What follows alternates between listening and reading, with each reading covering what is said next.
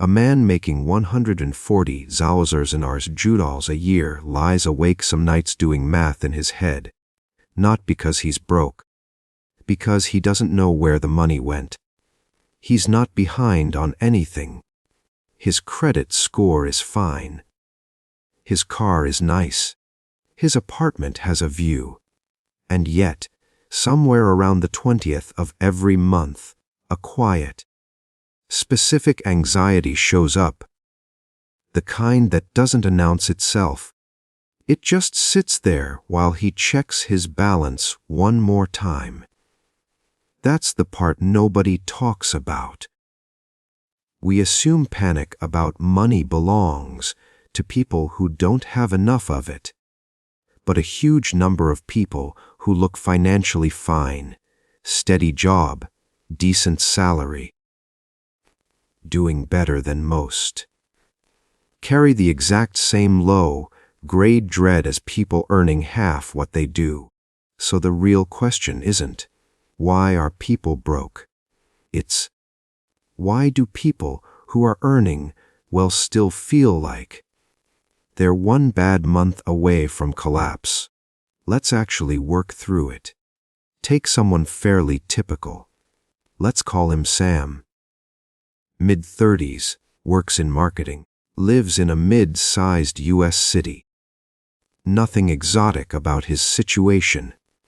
This could just as easily be someone in Manchester, or Lyon, or Warsaw. With the currency and numbers adjusted, Sam makes a 95,000 a year. After federal tax, state tax, and payroll deductions, that lands around 68,000 take home. Call it roughly 5,600 a month, on paper. That's a good income. It's above the median. Sam would tell you, if you asked, that he's doing well. Now let's look at where it actually goes. Rent on a one-bedroom in a reasonably desirable part of town, $800. Car payment, because commuting without one isn't really optional where he lives. The $408 a month on a car he financed 60 months ago and still owes on. Insurance, health premium contribution, car insurance, renter's insurance combined roughly $350. Student loan payment, leftover from a degree he doesn't directly use anymore, nor $310. Minimum payments across 2 credit cards, carrying a combined balance of about $210. Groceries, gas, phone, subscriptions, the ordinary friction of being alive, another $1,100, conservatively. Add that up, $480 plus the $350 plus the $310 plus $200 plus $1,300. That's $4,250 of his $5,600 gone before he spent a single dollar on anything that felt like a choice. No dinners out, no trip, no gift, nothing fun. That leaves $1,350, which sounds fine, until you remember that's supposed to cover savings, any emergency, any unplanned expense, and whatever quality of life he wants to have this month. One slightly bad month. A car repair, a dental bill, a flight home for a family thing, and that $103.50 cushion is gone. Sam isn't reckless. He didn't do anything obviously wrong. He just built a life where almost every dollar has a job before it arrives. Here's the system flaw, and it's not really about willpower. Sam's expenses aren't fixed costs. They're financed costs. The car, the student loan, the credit card balances, these are all promises he made to his past self's income, based on decisions made months or years ago. But his life today has to service all of them simultaneously.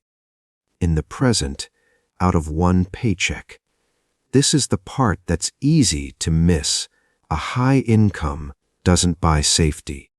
It buys access. Access to bigger loans, better credit limits, nicer financing terms. And that access gets used, almost automatically, to expand the version of life someone thinks they should be living at that income. Let's do the math on just one piece of it, the car. That $480 a month payment over 60 months is $28,800 on a car that, by the time it's paid off, might be worth 111 zalosen. The difference, roughly $17,800, isn't really car cost. It's the cost of financing status. The version of getting to work that comes with a nicer badge on the hood. Now imagine that same of $480 a month, instead going into an index fund averaging a conservative 7% annual return. Over those same 5 years, that's not just $28,800 saved, it compounds.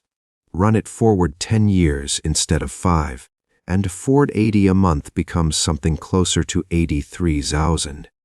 Versus a car that's now worth nothing and probably needs replacing. That's not a hypothetical trick. That's the actual mechanical difference between a dollar that finances a lifestyle and a dollar that finances a future. Sam isn't seeing that trade in real time, though. He's seeing a monthly payment that fits the budget. And that's exactly the blind spot. So why does someone earning or 95,000 make decisions that keep them financially tight, instead of decisions that build a cushion?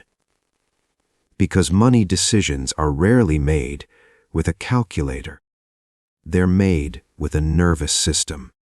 There's a concept behavioral economists call the hedonic treadmill. The tendency for a raise, a promotion, a bump in income to get absorbed almost immediately into a slightly upgraded version of normal. Not because someone is greedy, because the brain recalibrates what, baseline, feels like almost as fast as income moves. 3 years ago, Sam drove a used sedan and didn't think twice about it. Now, at his current income, that same car would feel like a step backward, even though nothing about the function of getting to work changed. Only the comparison changed. He's not comparing himself to his old life anymore. He's comparing himself to peers at his current level. That's the second piece. Money decisions are social before they're financial. Humans are wired to read status cues constantly, mostly unconsciously. What car is in the driveway? What neighborhood someone lives in? What's ordered at dinner? Spending that keeps pace with peers doesn't feel like indulgence. It feels like maintenance, like staying in place. And this is where the panic actually comes from. It's not usually panic about survival. Sam isn't worried about starving. It's panic about slipping, the quiet fear of being seen as behind or falling out of a lifestyle tier once entered. That kind of fear is much harder to reason with than simple scarcity, because it isn't really about money. It's about identity. If this pattern just continues, quietly, for another 10 years, no dramatic mistake, just the current trajectory. Here's roughly where it leads. Sam will likely earn more. Say his income grows to $130,000 by his mid-40s. But if the same behavioral pattern holds, his fixed costs will have grown roughly in proportion. A bigger apartment, or a starter home with a larger mortgage, a newer car replacing the old one on a similar loan structure. expenses that expand to match the raise almost dollar for dollar. Meanwhile, retirement contributions, if they exist at all, stay minimal, maybe 3–4% into a 401 kark, just enough to catch an employer match, never enough to actually compound into something meaningful. Run the numbers forward to age 55 without a real shift. Sam's net worth outside of home equity could realistically sit somewhere between $60,000 and $90,000 for someone who, over that period, will have earned a cumulative income well into 7 figures. That's not a story about bad luck. That's the mathematical result of financing a lifestyle instead of financing a future. Repeated, quietly, for 2 decades. The uncomfortable part is that none of this shows up as a single bad decision you could point to. It shows up as an absence. The absence of a habit that never got built. The sifty. Hatadru fia ilia ntel alkenpiap 83tual atshaike now. Here's the more useful part. Not a trick. Just a different orientation. People who build real financial stability, even at modest incomes, tend to share one specific habit. They treat savings and investing as a fixed cost. The same category as rent, not as whatever happens to be left over at the end of the month. That single reordering changes almost everything downstream. If Sam decided that 15% of his take-home, about $840 a month, was simply non-negotiable, treated exactly like his rent payment, consider subscribing. More of these are coming.